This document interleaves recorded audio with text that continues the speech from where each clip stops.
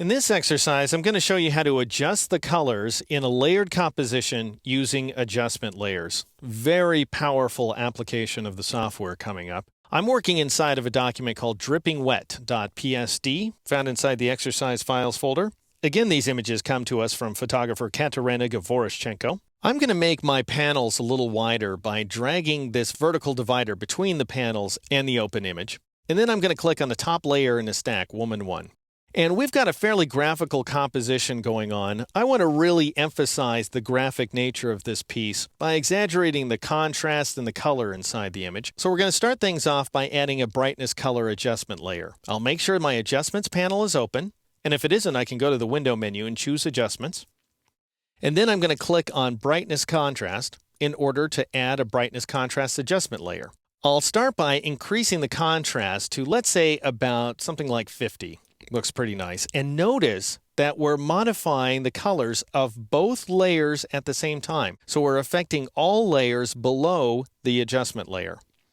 And then I'm going to increase the brightness value by clicking inside here and pressing Shift up arrow until I get about 30. Looks pretty good. Now let's say I want to apply different color adjustments to each one of these images. For example, I want to increase the saturation, the color intensity of the woman on the left here. And I'm going to do that by adding a different kind of adjustment layer. I'll click on this left pointing arrowhead to return to the adjustments list. And then I'll click on this icon for hue saturation. And that adds a hue saturation adjustment layer. Now, it's important to bear in mind when you first add an adjustment layer, it doesn't do anything to the image. You have to modify the settings in order to see the changes take effect. And I'm going to select this tool right here, which is new to Photoshop CS4. It allows me to target my color correction by clicking and dragging inside the image.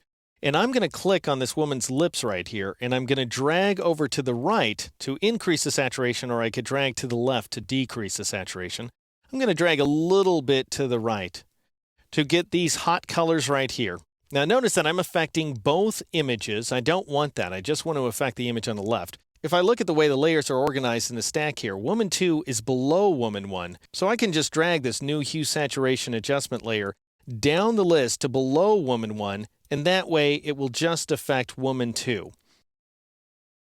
So adjustment layers only affect the layers below them. Things get a little trickier if you want to modify a layer that's higher in the stack. For example, I'll go ahead and click on Woman 1, and let's say that I want to mute some of the reds inside of this layer.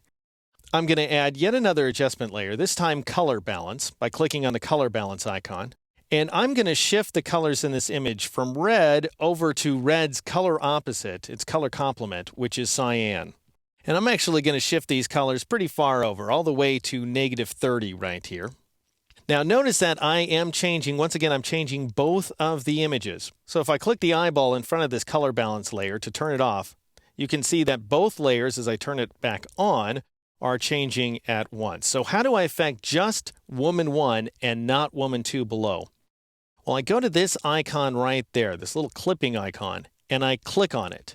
And that clips this color adjustment to Woman 1. Notice how the color balance layer is now indented, and it has this little down pointing arrowhead that shows that it's affecting the layer that's immediately below it, independently of the other layers inside of the stack. I'm going to go ahead and press Shift Tab to hide my palettes, and then I'm going to press Control Plus to zoom in. That would be Command Plus on the Mac, of course. And that is my final composition, thanks to the fact that I can modify colors inside of a layered composition using adjustment layers.